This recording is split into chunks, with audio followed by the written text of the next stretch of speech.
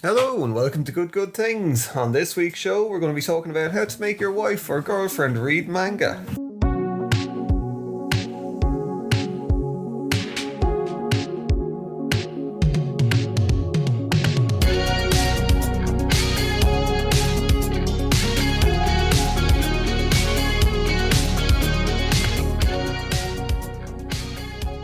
So yeah, welcome to the show. Like I was saying, I suppose it's kind of a clickbaity title, but if you don't have a clickbaity title, why would people pick it up? So I suppose a too lazy didn't read kind of thing would be that how you do it is like you nag for like 20 odd years. 20 odd years saying, oh, why don't you read this, why don't you read, then you set up a series of failed podcasts and then on one of them you say, oh hey, why don't we cover this for a podcast and get forcing me to read it. Yeah. And then it even at that point it takes weeks for a short manga to be read. It's not short. Well, it's not long either, I suppose. It's a commitment of a solid chunk of time. Yeah. So the manga that you forced me to read, is it even a manga? Is Uzumaki? Yeah, of course it's a manga. Why? What else would it be? Junji Ito. Yeah. Why? What would you consider it to be if it wasn't a manga? It's just like a graphic novel, isn't it? But that's just what manga is like. But not all graphic novels are manga. Yeah, but all manga are graphic novels. Well, yeah, there you go. I'm just being a bit broader in the terminology and all the rest. What specifically makes it manga then? That being Japanese. So anything Japanese, I suppose, I don't manga. know. No, it's I don't know what technical definition is. I could open it up and read it. Yeah. But I suppose a definition of what I would perceive a manga comic to be would be a Japanese comic in a certain size format. But your perception, in black and white. I could perceive that the fucking sky outside is red. And you wouldn't convince me otherwise, like. Well, maybe you're... Well, I do think you are colourblind anyway. I am, yes. Yeah. I know that. But, typically manga, Japanese comic. That's all that it is. Really? Really, yeah. Okay. Yeah. So you seem to be, like, getting really angry over this. It's just like, if I was maybe a Japanese author and I was kind of like, but I'm not drawing manga. I'm doing, like, a super serious, like, fucking novel here. So, and you're just like, it's just manga. But that would be manga. Manga covers like a broad scope. It's not like, a genre of comics. It's like I think manga itself means like, it actually means comic book. It's an old right. word. While you were there, I'm just like, right, okay. It's used to refer to both comics and cartooning. Yeah. Typically aimed at adults as well as children. Yeah, so it's comic books. It's just like it's Japanese comics. Yes. And the whole thing is over in Japan, it's massive manga, and as well over the last, I suppose, really since the 90s, it's that there's been, at least to my knowledge anyway, big English publications. That kind of brought it to the Western, I suppose, attention. Yeah, and we're obviously Irish, and it's massive in Ireland now. Well, it has been for a long time. Like when you go into comic books or bookstores, I think even if you're going into bookstores, the main bookstores, the manga section, but the manga section is bigger in some of them than and every library will have a manga section as well, like, which is always very popular. Yeah, but for some reason, you just refuse to read them, and you're the same with anime for like decades. You're like, I'm going to shame you now on this. It's not just where you were like, only weebs look at anime. But have I ever really read much graphic novels? No, not really. No, I read a few. Yeah. It's just not something. It's just I am more of, I like looking. I can understand the appeal, and I don't know why I don't like it more. Insofar as I like looking at art, I appreciate the artwork that goes into it.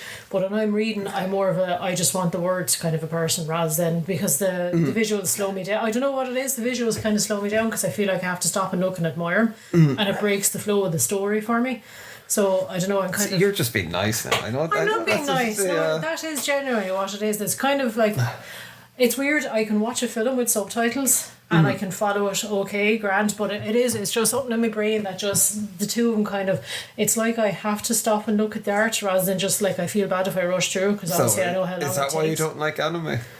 It's possibly. Well, one of the reasons why I don't like anime is that a lot of the anime that has come out that I would have sort of been aware of, it's all like sort of a little bit overly sexualized of younger girls. I know that's probably... And that's not even like hentai or anything like that. It's just this whole kind. It just gives me the ick, I suppose. This whole thing of like where they have like the body pillows and stuff like that. It's just that whole sort of, it's that neckbeard culture of sort of the lowest sort of. Yeah, but that's like that's a certain type of person, like. I know, but it is. It's the style of it. Like you should like. I mean, you obviously get it yourself as well. You do see it in certain there's things. a certain type of person, but not even the type of person, but a lot of the artwork and a lot of the voices as well is what gets me. Is this like little kawaii voice? But that's just the way they speak. No, it is. It's deliberately. You just hate the whole culture. And not the whole culture. I just that specific. Kind of subsection of a specific subsection. It just gives me the ick. But that's like, it's just young teenage girls and in short skirts and like, oh look, oh no, my shirt is popped open, you can see all my boobs, oh no. But like nothing like that happens in Pokemon. No, but then Pokemon is aimed at actual children and not me. So I Spirited Away. Spirited Away I enjoyed. Yeah. Akira was okay. Yeah. I'm trying to think of other anime which is... See, the thing is, I could mention Legend of the Overfiend, but that one would be... Was that Arutsu Kudoji? Yeah. And Fist of the North Star and all that Fist of the North Star is amazing. Yeah, you've never seen Fist of the North Star. Well, you made me watch a load of these when we got together at first, and I watched them tolerating them. Just because you didn't. I didn't have any Fist of the North Star. I definitely watched that was your idea of like a first date. You're like, watch this film, it's brilliant. And I was just like, it's tentacle rape. I don't really like this. It's like, fast forward past that. Yeah. But that's just for future reference. If something ever happens to me and you're dating again, don't use that as a first date movie because it really paints a bad picture of you as a person. Maybe it's trying to chase you away. You nearly succeeded. Well, that was more kind of like I thought that was funny, but I do think the story, if you take the hentai out of Legend of the Overfiend, the actual that's like I stories, read Playboy for the articles though. Most people do now. I don't think there's any kind of like, but moving away from that, we're here to talk about manga. Don't be trying to distract and kind of. Yeah. You see, you're throwing me under the bus there, going, "Oh, you hate everything," and I'm like, "No, just certain things freak me out." Like, but like, most anime isn't like that though. I know there was. I do have a certain thing like, okay, right, if somebody wants to watch porn or whatever, fine. But the act of like drawing it in cartoon form, I'm like, just go and get a porno. Like, I don't know. Well, I don't get it myself, but I suppose it's the whole thing that if you're kind of like, if it's part of the story or whatever, I don't mean like fucking kind of like the hentai kind of thing where that is just the story, but it's the same as any medium. Well, that's exactly what I was just like. I mean, I'm of an age where like any time a sex scene pops up, I'm like, oh, for fuck's sake, you don't need to show everything. Like, okay, I get it, I know what goes on. You can just do that like fade to black behind the doors if you want. I don't want to sit there and watch two people grunting away. I think what kind of say the 90s where every kind of bit of media was where everything kind of went dark. Like, I mean, I think part of it happened in the 80s. Yeah, comic books got adult and they got dark, and I think what would have went on to become hentai, I'd imagine it was the same thing, because with a lot of the anime that came over at first, I think they were like trying to appeal to teenage boys and people in their 20s to try and get a foothold. So like, I mean, you can do Akira is one of those that appeals to everybody, but like you had stuff like I think it was City Hunter or Hunter, right? There was Dark City, Demon City. There was all these kind of ones that were like ultra violent, and of course they'd have like sex in there as well. But like, I mean, most movies were like that in the 80s and 90s as well. So I think this was just, and as well I think it was getting away from like Ghibli Studio. It's like Disney, and they were around for forever, and like their movies would have been still well known, but not as well known as they are now and appreciated in the West as they are now. So I think this was their way kind of, but not even their way. It was because like a lot of the anime that got distributed over in Ireland and England was by a crowd called Manga. Anyway, I think it was like maybe Tartan Videos or something like that, if I can remember correctly. So they were picking these things. So I think they used to distribute, or first they used to bring in, say, violent samurai movies and gangster movies from Japan. So thing. You know, they're like obviously looking for things that were shocking, like, I you know, suppose, yeah. or whatever, yeah. So I think that's So what in the fairness, stuff. I get that, like, because I mean, Tartan films, as far as I remember, it was like world cinema, and it was the sort of the alternative world cinema. It's not the hard. I wouldn't call it hard to watch, but it's just like the slightly more shocking, like Tetsuo the Iron Man, and stuff slightly they brought more over, out there like, stuff, yeah. So I think that's where a lot of it kind of came from. But like then there would have been series that would have been in those veins. But like I mean, I don't think that defines anime largely. Like anime by large, I think would have been like save stuff like fucking One Punch Man. Oh god, you actually looked at you liked Full Metal Alchemist. I think I did, yeah. Yeah, you did. I remember you actually enjoyed looking at that while it was on. And I think it was like the original series. I know there was a couple of different series of it. Helsing. Yeah. That was. I thought you. I suppose, yeah. Yeah, no, I just got kind of caught up there because like you're kind of you fucking just hate Japanese things and all the rest. I actually used to enjoy Japanese cinema. I used to actually when I was, because obviously I studied like film in college, but like Ozu was one that I actually for some reason really struck a chord with me.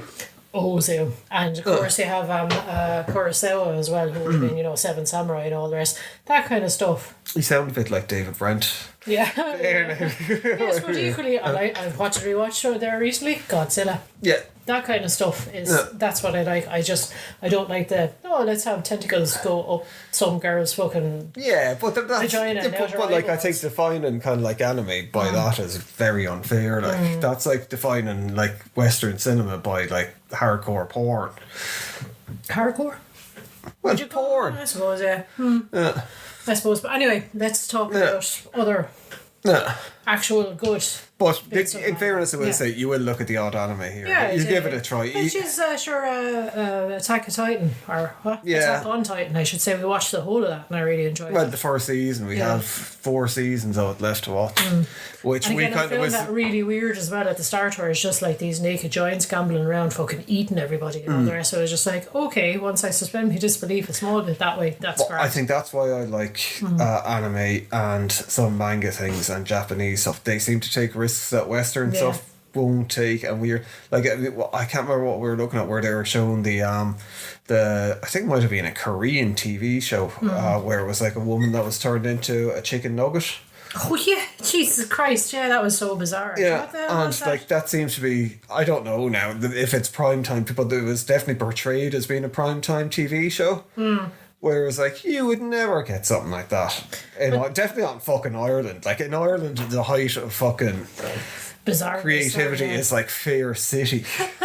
You know what I mean? Necessarily say that. But like, it's just it doesn't make it to that. When has there been nothing decent really coming out? I know, of Ireland, yeah. Like, well, I suppose film wise, we've had a few film-wise, films, yeah, that's it. But they're not made a lot of times. They're not made for TV. So. Really, really good Irish things, they have to get funding elsewhere. Yeah. Like even Father Ted, if people aren't familiar with Father Ted, like it's one of the biggest comedies, you know, to come out of Ireland, and it was funded by Channel 4. Which is, they tried to get it funded by like the RTE, like which is like the national, and that they basically there's stories about RTE online from executives. Apparently they're despised by like European executives, saying that RTE is a national broadcaster similar to the BBC, like and they just knock out shit basically. They're after, they would have been bankrupt years and years, a long time ago, only for they get funded by people who were forced to pay for a television license, basically. And they just produce the worst garbage ever, like mostly, like, you know. Yeah, there's not a lot of good stuff on RT.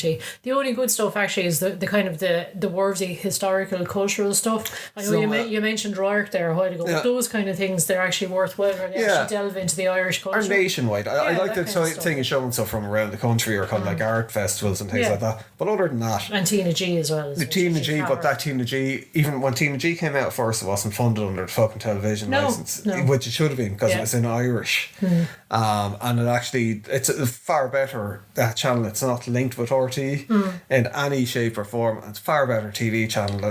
We used to look at Oz on it. We used to look at Curb Your Enthusiasm. Get a lot of the sort of HBO stuff over as well. Yeah, Sopranos. Way ahead of everywhere else over here. Yeah, and RT wouldn't. Larry booked. Yeah, RT is just dirt, basically. Yeah. Kind of like, it'd be great if it was privatised and like the It'd probably TV. fall apart. Like, It would fall apart in the morning. There's another one, TV3, which is actually better. Yeah, I think it's Virgin TV now, so it's owned by Virgin Media. So, but that seems to stand on its own 2 feet, like, you know.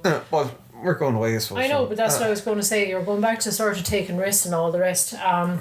There's something that sort of we watched for a while there as well. We went into a lot of Takeshi Miike stuff, you know, the happiness and categories. That film was so bizarre, but hilarious. I used to love Takeshi again, Miike, but that's I suppose we were saying they're taking risks and they're doing stuff that you would normally see. Like, that was very much like, we went into like claymation, if I'm not mistaken, at one point. You know, it's just all this, and that's going back. Oh God, I forgot about that. Years before like that stuff kind of became a thing. Like, say, I don't know, I don't want to say Robot Chicken or something, but you know what I mean. Nowadays, if something went into claymation, Community did it, for example. They had a claymation, but back at then it just wouldn't have been a thing. He is a proper auteur, I think. Like, I mean, he's. Jesus, I haven't really looked at any stuff in a very, very, very long time. But like, he would have been massive, very big and well-known name, I suppose, amongst people that were into cinema when we were in our early 20s. It was Takeshi's Castle, was that him? No, that was just another Takeshi. If I can remember correctly, he was in oh God, what the fuck was the kill thing, kind of kill thing, but where it was like the Battle Royale. Battle Royale, that was it. That's I know where you're going. It's like fucking talking to Skippy the kangaroo here. You're just like making tut noises and like, what is it, Skippy? Tell me a bit more. But I can't remember that guy's, but he was like a massive, like well-known, big like film star over in Japan, and he had his own well-known TV, like, you know, personality. He was in the version that they did of The Blind Swordsman. Oh, I can't remember it because it is the thing we haven't really looked at much. No, I think it's been a long time since I sat down and watched like Japanese cinema. Like I said, for some reason I think Ozu really struck. Tokyo Story, I think, was his big one, and like, I mean, it's nowadays people would be kind of like, oh my God, that's ancient and like fucking years ago. But it was actually, I don't know, it just struck a chord with me. I was like, this is actually really well crafted and kind of like a nice commentary on society and all that. But they are, like, I've never looked at Seven Samurai, but I have it bookmarked in there, and the only thing that puts me off is it's so long. Yeah. They fall asleep by the end because the two of us are getting old now. But there's a load of those classic, like it's the one I think about, like a demon that Rashomon.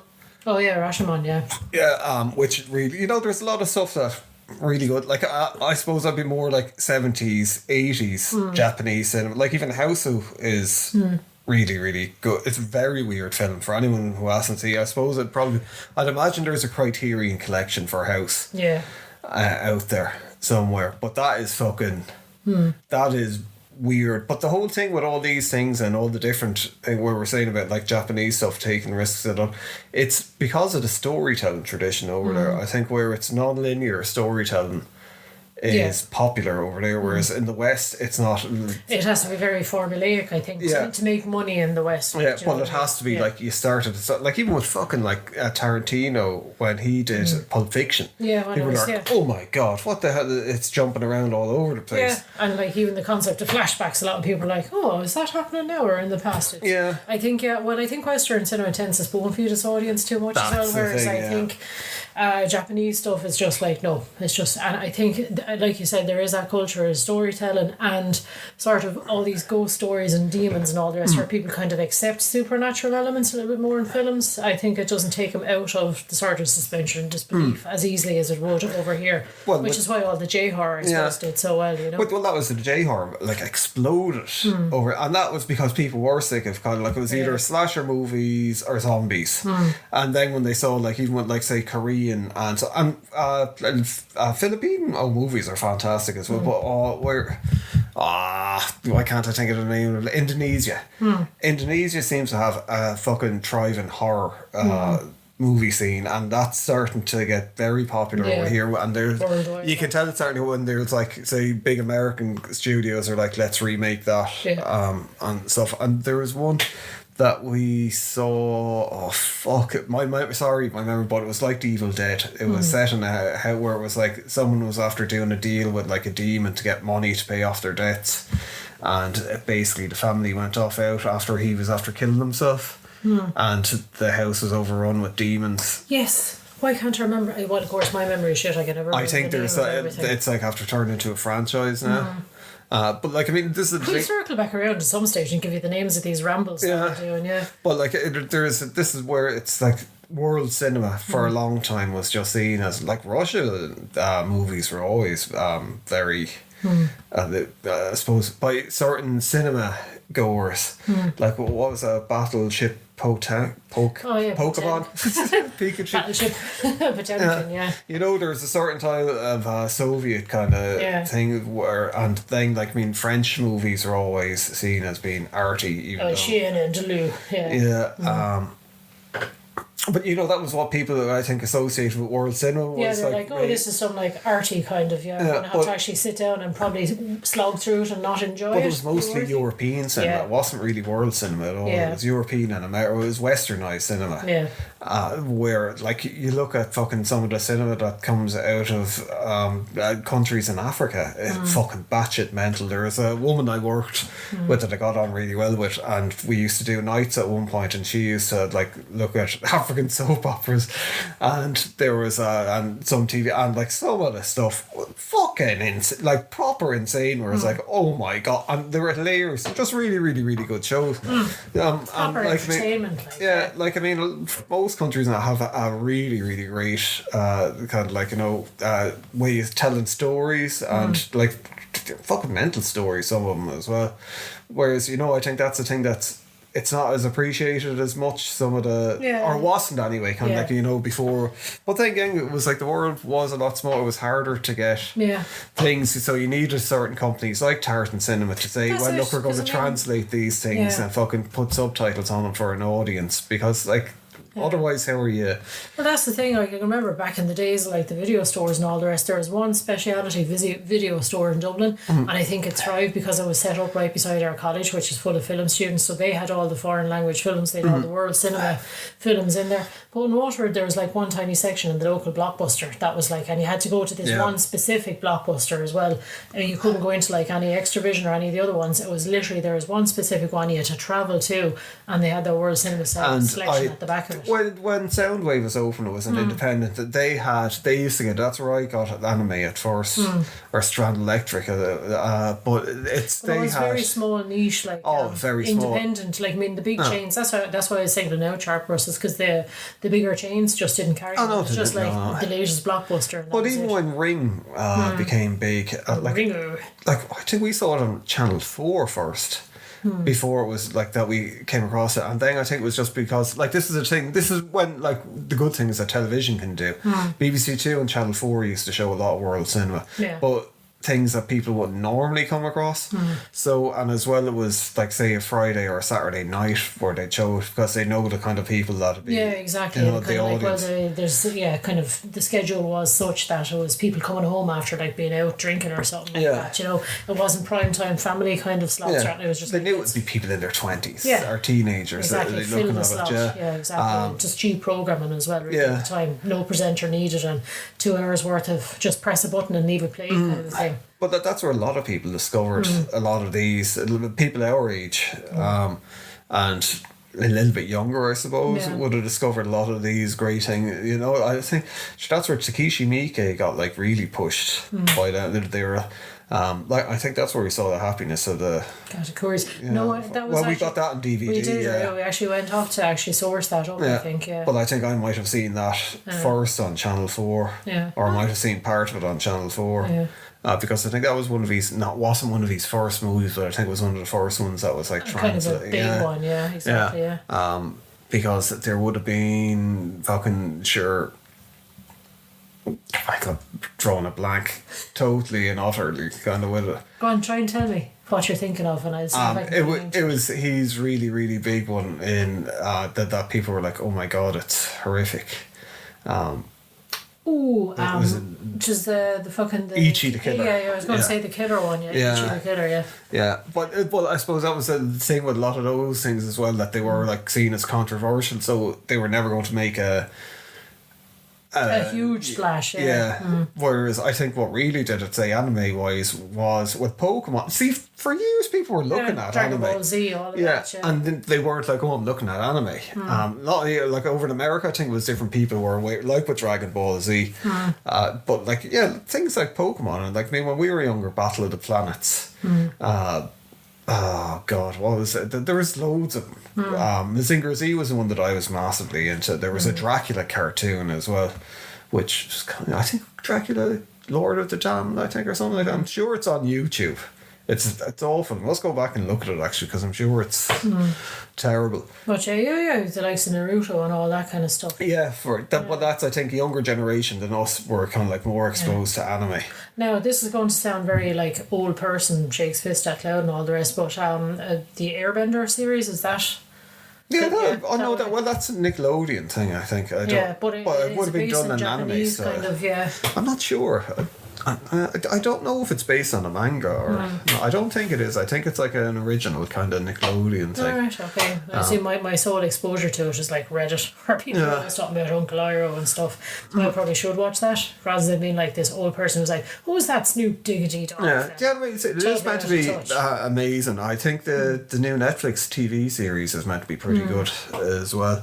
It's one of those ones that I always meant to watch as well, but just I didn't really see Dragon Ball Z until I was working with a guy, and he was like big into it, and he used to put on like around 10 episodes of it a day when I was over with, and it's like Dragon Ball Z. I suppose you could compress 5 episodes down into 20 minutes. Really, Yeah. I think they were dragged out a lot to kind of like see, because they were showing every day in the original format of them. So it'd like go to, this person's having a fight, so they'd make it last a week. Yeah. Long in And keep episodes. dipping in and out of it kind of a thing. No, they just keep it going. Oh God. With it, but they'd like have a recap at the see. There was all kind of filler things, or like it'd be like freeze frames of people going or when like people are transforming and stuff that And could it go on takes for like forever. 5 minutes. God. You know, Bloody hell. Hey, what's that one with the fucking... Now, again, this is going to sound like terribly old person who doesn't know what they're talking about at all. That thing where they're crawling around a dungeon and they're eating things. oh, that was a Dinner. Delicious Dungeon, or Delicious in Dungeon, was it? Yeah. That's it. Yeah, I thought that would get better. I kept trying to show you, and every time I put on one, It was the episode awful. was terrible. So I just kind of like took it off the list, because I was like, oh God, this isn't going to get any better. That's it. But yeah, like, that's the thing, is obviously it's going to be hit and miss. There's going to be some things that are not great. But shall we talk about the book you did make me read? Yeah. So what did you like? Finally, after years of trying to trick you into reading, You just like, forced me into it. yeah, because it is the thing, like what we've been talking about, because you like Japanese cinema, and it's why you like Japanese tattoos. Yes. I got a so. book actually out there. It's called it's like I love Japanese wood prints, and I'd like at some stage to be able to do a Japanese wood print properly. I'm nowhere near skilled enough to do something like that at this point, but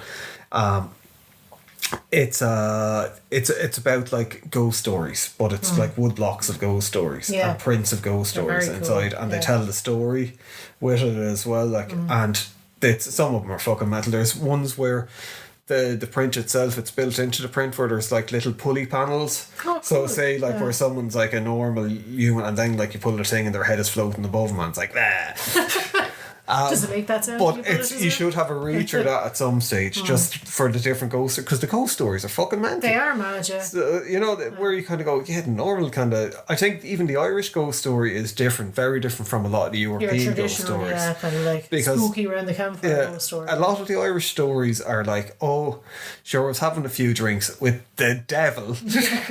And he challenged me, but he tricked me in the end, and then I tricked the devil. And it was. So a lot of it's like, you know, this kind of, it's all like temptation and being a cute whore, basically. It's all at the core of all Irish ghost And it's stories. not really learning anything. It's from it like, oh yeah, sure, I did this deal with the devil. Why wouldn't I do it? Sure, fuck him. I'll exactly. get one and over if I'm that smart, fool, exactly. like, If I'm smart enough, I'll outwit him, and I'll be like, haha, fool the devil. And it's like that. The people with the banshee. Yeah. And so it's like, whereas I think English ghost stories there's always like a bit of karma in it, where it's like there's someone is being haunted by a spirit that's like needs to be laid to rest, or they're haunted by a spirit someone they've killed or they've done something wrong to. That's the thing, the banshee was still very big up until like while we were small, because like I genuinely I've thought that the banshee was real. Yeah. Like I suppose for people who are not familiar with it, basically a banshee is the Irish is banshee, which is like a fairy woman, I suppose. And she is what the fairies are called. And fairies aren't like in Ireland, they're not like fucking little kind of fucking fairies in Ireland are basically demons. Yeah, they're a bit scary. Yeah, but they look like humans. Like Yeah, but the banshee was basically, it was almost like kind of a warning that someone is about to die. You'd hear like this woman banshee would have long hair and she'd be out basically combing her hair. That was the thing, because there was always like, if you found a comb with a tooth missing, a broken tooth or whatever, it's like, oh, don't pick it up, it's a banshee's comb. But this is back in the day where like men, most of the haircuts would have been like the slick back with the Brill cream. Most men used to carry combs very with them. Similar to like a lot of haircuts nowadays, actually. Exactly. Kind of like, they're coming back in, kind of the Peaky Blinder haircut, I suppose. But like there was a lot of men walking around with a comb in their top pocket. And, you would always see a comb on the road. Everywhere, and you're like, oh my god, the banshee! And the thing is as well, stuff like foxes howling at night sounds a bit like a banshee as well.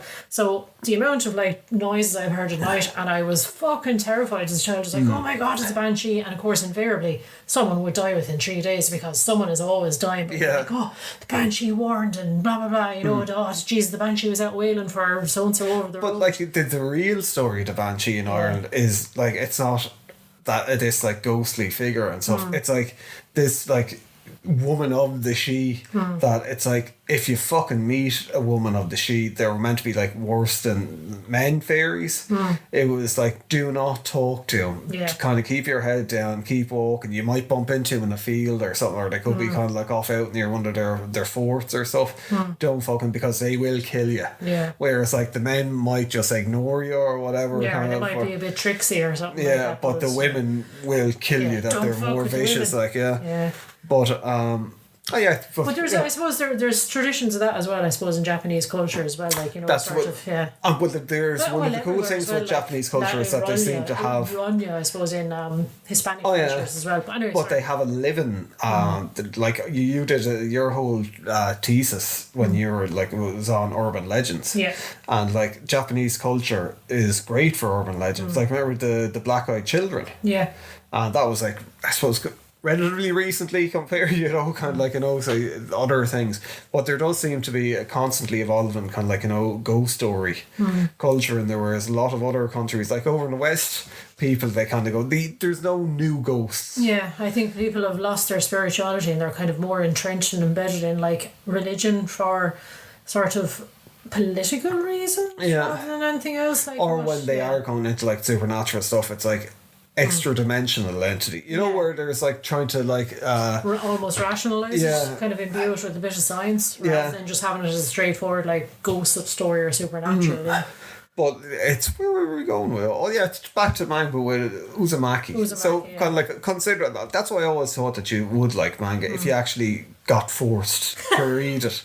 Like if you sitting down and twisting my arm to read it. Yeah, that you would actually read it and go, you know, this isn't bad. I think I might actually quite enjoy this. I did actually. I have to say I had that experience, because I was reading it and I was kind of then I was like, actually this is not bad. This is kind of cool. And I suppose it was nice because as well the kind of the structure of it is broken up into very small chunks. They're all individual little stories, but they're all building towards part of a bigger picture, I suppose. So like I suppose it's all based around like basically the spiral.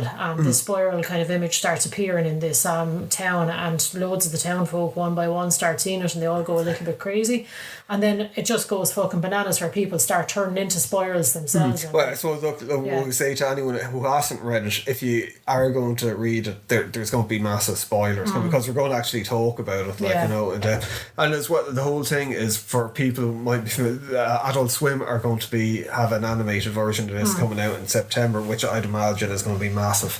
And I think Uzumaki is going to become very big. Yes. But yeah, sorry. Well, yeah, no, it is. It's just, it sort of starts off with like just people are seeing the spiral pattern and they're kind of going mad, but then it turns into like this body horror stuff where they're turning into these like contorted, twisted spirals themselves, and you know, it's But as well, it's turned into snail people. It's like, you know that the stories are connected. We know that the stories are connected. Yeah. But I suppose the main protagonist in it, it's basically it's a teenage girl. They're trying to say, oh well, there was a spiral and there's one. It nearly seems like separate kind of like mad stories, horror stories. It is, yeah. But there's the common thread, I suppose, is that there's this one teenage girl kind of just, she's observing it the whole time, and I think it's almost not through her eyes, but sort of she's the one you're following, like, you know. But you know, like there's a one where it's like someone in school, they get her hair goes into a spiral, but it starts destroying people. Then starts trying to choke her, starts trying to take over, and it's all these bizarre little things. The like vampire that. Children. Yeah. What was it? Some of the other, like the boys that turn into slugs. Yeah. Or snails. Yeah, that's it. Because again, the spiral and the shell and all this. But it is, and it's just, of course, then it just gets worse and worse. Like the whole city starts getting decimated by like whirlwinds and tornadoes because it's like spirals keep coming through. Well, there's the black. It's really Lovecraftian, and it kind of hints at a deeper history that no one really knows and no one's familiar with, and then kind of like it's nearly like a mystery thing that you're solving with, like all this body horror. Yeah. So like I love the whole thing when they're talking about the black fucking. What happened here? There's landmine lighthouse. But the black lighthouse, and no one knows who built it. It's always been there. People won't go into it. That no one knows who but people just kind of accept it, and then when they go into it's there's all this weird, or the whole there was earthquakes, and it wasn't there once, and the pond. Yeah, the pond is kind of the centre of it all, like, you know, where people are cremated, the smoke kind of spirals up into the sky, and for some reason it gets sucked down into the pond, so that seems to be the epicentre of everything. But it's kind of, it almost turns into, like you said, Lovecraftian, a bit of Stephen King, that kind of a thing, where like people then they're like, oh god, we have to try and leave the town, but the town itself won't let you leave, it's all turned into a spiral. So that's when the whirlwind started, they can't get out, and as well as there's like children develop powers where, well, they're not even powers, that they jump into the wind and they can kind of right on the sort of the tornadoes or whatever. But again, it's this whole thing, everyone suddenly has to be very still and very quiet and measured in their movements, because it's like this whole butterfly effect. If you move too quickly, it'll cause a wind to start, and the wind will just kind of build and build into a kind of a tornado, basically a hurricane, and like wipe out people. So it's the whole thing is just bizarre, and it gets more and more bizarre as you go along. And as I said, then it's sort of the whole town turns into, well, nobody here can leave, because you take the path leading out of town and somehow it just leads you back down around in a circle back into town again. So, and it kind of turns into an apocalyptic thing at that stage, because the people are trying to. There are certain houses that seem to be immune to the winds. These old houses, and they're all built sort of in a circle facing the pond. Yeah, and that's the thing. Everyone's houses are basically knocked down with all the hurricanes and stuff. So when they people end go up into having that, to go into those, to and they all kind of start merging together. And they're all like spirals merging up together as well. It's just so horrendous and creepy. But I think that one of the the stories are all great and stuff, but I think some of the individual stories could nearly be turned into standalone films. That they're really really good, kind of like one shot stories. And I think it was published originally in a magazine. That's the way it was, before it became like, it was so serialized. So you can kind of get that bit from where. But it is the last, I suppose, third of it where it gets into that post-apocalyptic bit. Properly nuts, and like a lot of people are turning into like the snails, and they decide to start eating them to survive, and there's just a lot of horrible shit, and there's like things where like people, it's the usual thing where people's true characters come out where like there's some people will try and help other people, and other people then are just taking advantage and fuck them, like, and I've got mine kind of a thing. And then like the overall, like, massive spoilers now, like with the ending to it where they go down, and then there's like this fucking basically eldritch city underneath the ground where it's like this big spiral fucking tower in the centre of it, where everything seems to be, and every couple of 100 years it basically, its power kind of goes up to the town that's built over it, and turns everything into a spiral up there, like. Well, it's one of the main characters, it's a Tsujishi or something. He's the whole theory is that the city underground is jealous that no one can look at it. It's actually alive, so it takes out its jealousy and it curses the above ground, and it kind of merges with it, and then it destroys it and sucks all the people down into it as like nearly people start turning into statues, don't they? Yeah, that's it. They become part of the actual fabric of the city, kind of thing. Yeah. It's when you're actually describing, it's very fucking bizarre, and it's like, I mean, it's really out there, sort of. It's cosmic horror, like it is, but it's done in that way. It's that Stephen King kind of way. This is the thing with, like, I've read a bit of Junji Ito now, and he has that knack of kind of normalizing. That's you totally get sucked in. Horror, you're like, yeah, I believe this and I believe this could happen, kind of thing. It's just like you're in that world and you're not sitting there going, that's fucking stupid. How can somebody turn into a spiral? It just goes, oh, that one's turned into a spiral again, because it's just established, and it's the same as any Stephen King, where, like, you know, it's the Dome or the Tommyknockers or whatever. You believe in that world, and but it's what's the characterization is done so good. I think, like, with the start, like the first introduction is like when the main guy's father. It's her father is the potter. The potter, and he starts seeing spirals and trying to create spirals in his pottery and stuff. But of course, it's like he's taking the clay from the bottom of the silt off the pond that is. And he turns into a spiral himself, like, and he's found in like a basket. That's one of the first horror images. And it's just like, what the fuck? Yeah, it is. No, it's his father. Yeah, it's absolute craziness, like. And it's just people kind of go on and get on with their life. They're like, oh, he went mad, like, and how he did that to himself, and it is people try and find excuses to kind of like write it off and kind of like, oh, it's just that one lad was a bit mad, and it's like you have then one or two of the main characters going, how can people not see this? Everton has gone fucking crazy. It's this stereotypical kind of like horror film setup where you have the central characters are the only ones that know about the vampire, know about the demon or whatever, and they're trying to do something to stop it while everybody else just continues on with their lives. But it's fucking like in the artwork to it as well, and it's one of the things. It's not unique to manga, but I think it's one of the things that manga is nearly defined by too, is having like a sole writer and artist, like one creative body, and they have like assistants that work underneath them, so they could have someone to link things for them, you know, when they get more product, when they can afford to get people in. Whereas Western, like DC and Marvel, it's like the publisher it's a whole gets kind of all those things. I suppose something interesting you haven't mentioned either as well is that whole book Uzumaki goes from right to left when you're reading it. That's the thing. You start at the back and you end at the front cover. How did you find reading? It was grand. Like, I mean, I think possibly because I am left-handed and possibly like brained a little differently, it was very natural to me to kind of flick over and read, you know, sort of from right to left and right to left. It's more natural for most people. I think this is why manga gets very popular as well, because people pick it and they kind of go, oh, because it is, most people when you pick a book up you flick at it from the fucking back to it's just a natural thing. For some reason over in Western world we started left to right, but it is like the first page or two you're kind of like, shit, hang on, am I going across the way and then down, or am I going across the whole page? But after page two you're just reading normally, like, you just get into the swing of it. I think it nearly, whatever, because of the way that the pages go, I think some of the surprise elements or the shock elements, like when it does have something horrific, it works nearly better than it would if you were flicking forward and backwards. Who's to say what's forward or backwards? I suppose. That's, but like, I mean, I think this is the whole thing with Junji Ito. It's he paces things so well, especially in Uzumaki. They're paced so well. Where it's like it's a fucking long build up to the main story before. Yeah, it started because everything is just like, oh, fucking, and then your man went a bit mad, and then it stops and you're left wondering what's going on.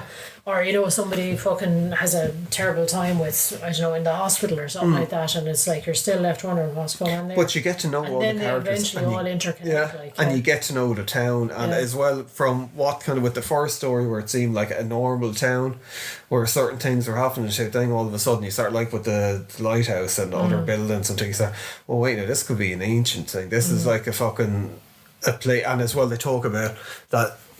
Most people don't really. That's where it starts off with the two teenagers, and one of the teenagers like, I have to get out of this say I don't like this city, and she's like, well, no one ever really leaves, or if they do leave, they always come back. That there's just something in a drawer or something. drawn, so nearly a little Twin Peaky kind of fucking thing going on. And sure, that's like, I mean, because it kind of ends and it's a little bit open to your own interpretation. All the rest, of course, the first thing I was like, I need to Google and see what the hell. But then it's just so you mainly get, I suppose, the spiral is actually a big piece of symbology, I suppose, in Japanese culture and Japanese artwork and stuff. As it is like in that. Irish. Probably in most cultures, really. I suppose, you know, the spiral is just it's a kind of an obvious shape to be able to draw, I suppose, initially, and it's something that people find pleasing to the eye, maybe, and it is kind of like you start at the outside and work your way in. Well, like, I mean, say the Celts, they were so obsessed with the spiral. It was part of kind of like, say, nearly a religious thing, where it was like the Celtic belief was that, like, life didn't end, like a lot of kind of things, but it was that you would always repeat the same patterns in life, and death, it would be like the same things would happen, and nearly reincarnation, I suppose.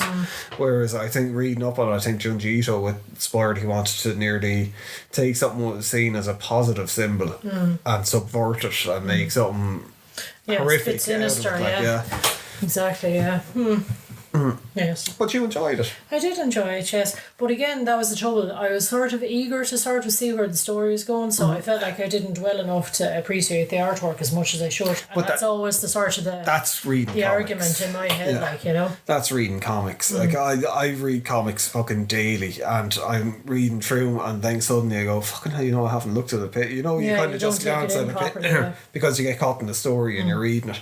But and like, I mean, I think this is the terrible thing why like art sometimes isn't appreciated in comics, because you don't really take it in. You know, it's like, I mean, we could get into a whole thing about comics anyway, that like comics are probably the best way of getting information across. CIA from their studies years fucking decades ago, they were like, if you want to brainwash people or you want to get like information across people, comics are the quickest and the best way to do it. They're easiest. So I mean, you look at like, say, like, I mean, typical example, like, you know, sort of evacuation of a plane. It's like it's comic book style. It's like, here's images of what you need to do, kind of thing, you know. And that's why it's great, like, over the last fucking God knows how long, that it's finally starting to become a thing over here in the West as well, where it's like comics aren't seen as just like just for kids, because for a long time it was. But then again, it was, and over here it was an awful lot, say the Dandy and the Beano, and but that's what people, there was other but that's all that people were, they would know of, or Bunty or whatever. I suppose as well, it's like publishers and people like distributors and stuff, they weren't distributing comics as much. I still think there was a bit of a battle to get, like, you know, say more highbrow comics into places. Like, we were in the comic book store while I was doing like a signing of my own comic. Your own comic, yes. And one of the big takeaways that I had from it, like, all the people that were coming in, like, you could see why that they're really mostly stocking DC and Marvel things, because that's all that most people are into. Most of there was like coming in big volumes, like the people, they'd have their pull boxes and they'd be like, you know, God knows how many comics in it that they were getting weekly. But it's the independent comics, they were moving at all. And in there as well, it was weird, like the manga wasn't really, there wasn't people coming in buying them. There was kids came in. There's a lot of cosplaying kids coming in, and they're anime kids, like, because I mean, you don't really walk around the town dressed as fucking Wolverine or Batman, do you? But you can kind of get away with walking around dressed as an anime character, kind of. Yeah, well, they didn't. I know, but it's not as like dramatic as walking around with a fucking big cape and a mask on your hand, like that, you know what I mean? But you know, it's, when we were in there, I didn't see the manga selling it. Although, according to the guy that owned the place, the manga does very well as well. But I suppose if you include the likes of fucking, you know, the trading cards and all that kind of stuff as well, you know. Well, that's the thing, like stuff like Yu-Gi-Oh and Pokemon. Like, I think it did for a different, like, there is manga Pukio, Yu-Gi-Oh. But like Netflix now with One Shot and like what we were saying with fucking Last Airbender, well, I wouldn't consider that manga, but you know, pushing these things, and as well they seem to have more and more of their own anime that they're doing. Like all these things are becoming more popular, and I think as people are growing up that were like brought up with the stuff, people are getting to the point where they're like, yeah, look, this is totally socially acceptable. This is like over in Japan, like manga outsells everything. Yeah, you get it at like a newsstand or something like that, you know, out in the street, and there's comics right beside the local newspaper. Yeah, you know? which is what it should be, and as well, like it's so diverse, like in the storytelling things. Like I think that's what the problem with Western comics, that like especially with DC and Marvel, it's just all superhero stuff. So when people get caught into that, they kind of think, well, that's all that there is to comics. Yeah, it is, yeah. And then they forget about the likes of all the other ones that would have been award-winning all down through the years, like Mouse, I suppose, is our best example, all of those kind of things. But like even say, like French the comics Bond SNA, and even say 2000 AD, I think is very much like a Bond SNA title, or like Metal Hurlant or fucking like Heavy Metal magazine, where it's like painted comic panels that are aimed at adults, or comic strips at adults with like, you know, more science fiction-y themes and kind of like, you know, horror stories other than just like superheroes with it. But like I was really just like when I was young, 2000 AD was really the only comic that you could get, apart from these reprints of Marvel stuff that like they used to do in England, but you could get them in Ireland as well. And he was saying that like there was one person had 2000 AD in a pull box, and he was after cancelling it, so they weren't going to stock 2000 AD anymore. And I was just like, fuck, things have changed, you know. Changed that much, which I think it's a shame to kind of go down, because like as good as like Marvel and DC are, like I'm after getting the Marvel app at the moment and reading like some of the old things and catching up with it. There's so much beyond it, basically. They can't do a lot, and I think that's what manga has with the thing, that it's very easy for someone to pick up something like Uzumaki and then maybe pick up like a romance manga, or pick up a manga where it's about like Speed Racer, you know, or kind of like a crime mystery, you know. There's so many different things, whereas you don't really have that here yet, unless you go into a specialised store or you're into manga. Yes. Yeah. Indeed. But yes, Uzumaki I would recommend. Yeah. Are you going to read any more? I might, yeah. More Junji Ito. Like you have more of his books, don't you? Would you expand out? Like, would you, without me kind of like saying to you, read this? Well, you see, I admit that I am quite lazy with my reading time. I'm like, I must read that, and then I kind of like, so fucking the days after getting away from me, or I'm busy at work or something like that. So if I do sit down to read something, I will definitely have a look around, but it's just getting the time to sit down and read. But would you like say go off and read like one of those? There seems to be kind of like a lot of romance mangas out there. Well, you know me, romance stories in general do not interest me whatsoever. You never know, you might read one of them and go, wow. Like I've never read one of them. That's what I'm probably scared to pick it up and kind of go. Yeah, you're kind of like, oh my god, I open really my romantic side. Like, But no, I've never, like, I mean, rom-coms even, I'm not even into. I'm like, I'd just do away with the rom part and just give me the com part. So I don't think an actual romance novel, I'd be just like, ugh, this is so boring. Well, there's webtoons as well. There's a load of webtoons, which is basically the manga, but like in the constant scroll, infinite scroll format, or whatever the hell they scroll. I've read a couple of those, and they're quite. It's more independent people do those things. There was one done by a Korean artist that's fairly big, and the name of it fucking totally out of my head, but it's following this young boy in a post-apocalyptic world, kind of just trying to survive with his sister, and they're being followed by this. See, I'd read that guy. Yeah. And it's like it's rough. It's like probably The Road, but better, a lot better. But see, that's it. I sit down and I'd read The Road, whereas I'm not going to sit down and read a Mills and Boone, like. You know? Yeah, but this is the joy of manga. It is just comics, you know. But that's I want to diversify what I read. Like, I have been doing like a lot over the last fucking good while, getting more independent. Well, for lack of a better word, independent comics and reading different kind of bits. And although then I suppose because 2000 AD I always really did. Yeah, anyway. that was always regarded kind of as an independent comic. Yeah, I suppose. Yeah. But you know, it's Yeah. But yes, Junji Ito. Yeah, but Thumbs up. thumbs up. Yeah, so there you go. That's how you get your girlfriend or your wife or your partner. Just or wear whatever. her down over 20 years non-stop, and eventually she'd go, for fuck's sake, give it to me. So yeah, and they'll read one comic and never read and think of her again. But like, I mean, unbeknownst to Laura, the series will continue in already. Yeah, with different things. Well, given more homework, will I? Well, like, just for kind of like for people going, you're after getting into Age of Sigmar. Again, forced into Age of Sigmar, yes. But well, I didn't force into it. You kind of like, that's why I was blown away by it. You were like, yeah, I'd really like to paint miniatures. That's it, yeah. I'm just kind of thinking for the long winter nights. I was like, yes, I'll get me some night haunt and paint up some ghosties. Yeah. Got into Dungeons and Dragons again. Yes. Well, yeah. Well, we did. We were into Dungeons and Dragons before. All right. Wrestling. Yes, I'm going back. Basically, I'm turned into a child. It's just like we're sitting down having pizza and watching wrestling. Yeah, with beer. Yeah, well, yes. But yeah, and Warhammer 40k is the new one.